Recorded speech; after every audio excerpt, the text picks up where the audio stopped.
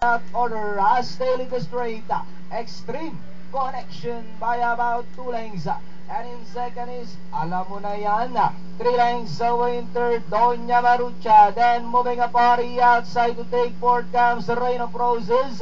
Roadrunner drives back in fifth. Dallery inside 6. Yankee Clipper and Playa de Playa is still in control. It's Extreme Connection by about 3 lengths.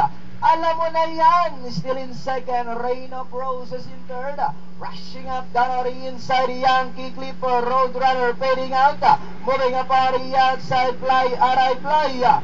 We've got Extreme Connection, this time by about 5 lengths. Alam mo na yan, still in second, Rain of Roses in the last take. Under the last 200. Extreme Connection by about 6 lengths. Alam mo na yan in second. Moving up, Dallery inside is Rain of Roses. Last 100 meters from gate to wire. It's Extreme Connection. And finally, Extreme Connection second. Rain of Roses. Alam mo na yan. Meron tayong photo for second at photo for fourth. Kaya just sold down to your tickets. Pero clear winner nga natin, Extreme Connection, 2.24 yung medyo course, mahihilo na nga.